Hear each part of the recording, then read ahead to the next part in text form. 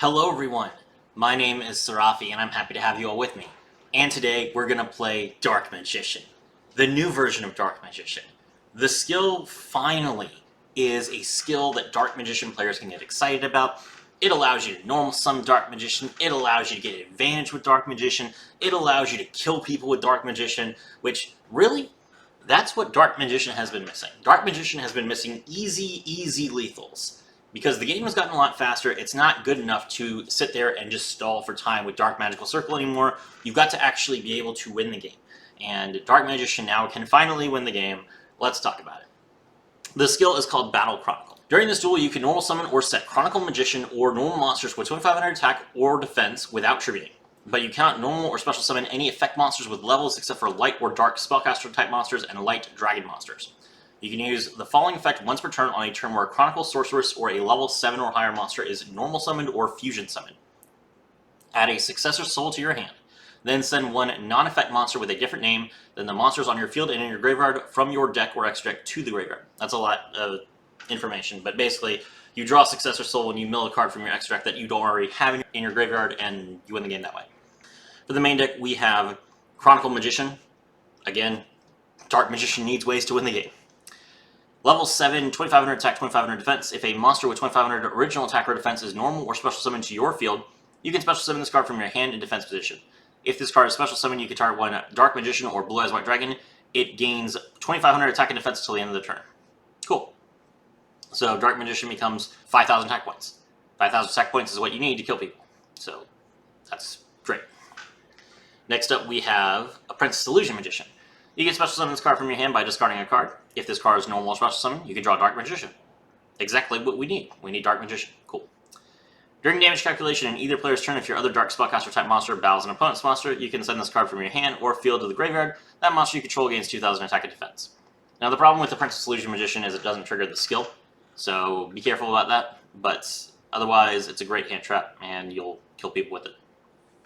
Speaking of hand traps, DD Crow. During either player's turn, you can discard this card, target one card in your opponent's graveyard, and banish it. Sweet. Useful effect. Kills all the zombie players. Dragon Spirit of White.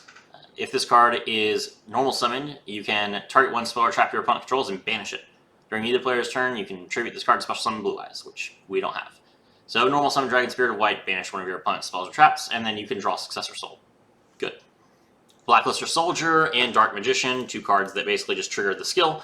Dark Magician also enables a lot of your combo plays. Then we have Successor Soul, tribute an effect monster, target one effect monster your opponent controls, and send it to the graveyard.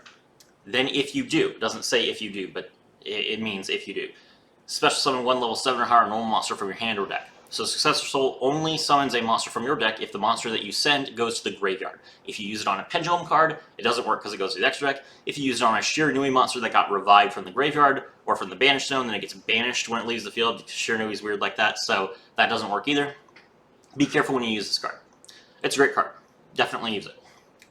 Next up we have Dark Magical Circle. When this card is activated, look at the top 3 cards of your deck, then you can reveal one Dark Magician or a spell or trap that specifically lists Dark Magician and add it to your hand. Sweet. If Dark Magician is normal or special summoned to your field, you can target one card your opponent controls and banish it. That doesn't miss timing, which is very important. But this effect isn't nearly as good as it used to be. And surprisingly, when I played the game, Dark Magical Circle felt like a brick. I mean, it was a good card, but I wanted to set like Crackdown and Successor Soul and Eternal Soul, and I couldn't because I didn't have 3 zones. So Dark Magical Circle felt like it was actually a bad card compared to the other cards that I could have set. Next up we have Magical Ice Fusion. Fusion summon a spellcaster type fusion monster from your extra deck by banishing fusion materials listed on from your field or graveyard. Sweet. So we can use this to make Dark Cavalry and the Double Casting Magician and the Dark Magicians. Fantastic. Crackdown and Compulse, self-explanatory. Lastly, we have Eternal Soul. Every Dark Magician in your monster zone is unaffected by your opponent's card effects. Ha! Get wrecked. If this face-up card leaves the field, destroy all monsters you control. Sad. You can only use the following effect of Eternal Soul once per turn. Special summon a Dark Magician from your hand or graveyard. Sweet. And it triggers the Dark Magical Circle. So, this card is good. You just gotta worry about, Dragon Spirit of White, or Mystical Space Typhoon, or Cosmic Cyclone, but as long as you don't get hit by one of those, or Jamming Waves, or Afterburners from Sky Strikers.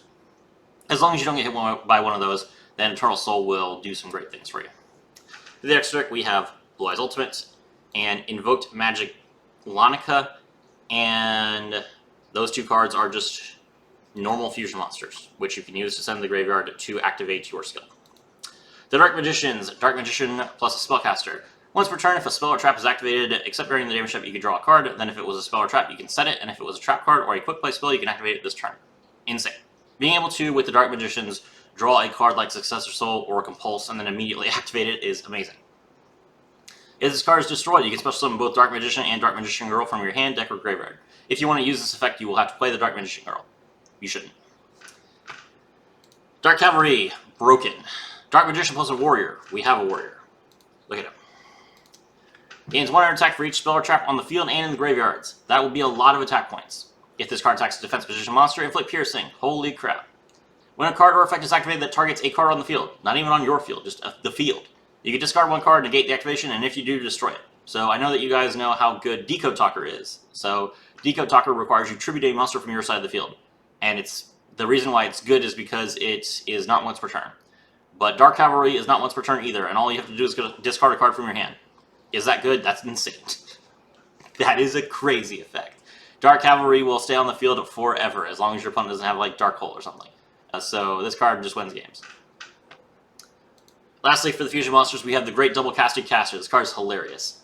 2 non-effect monsters gains attack equal to the combined original attack of any ritual, fusion, synchro, exceeds, or link monsters used as fusion material from this card.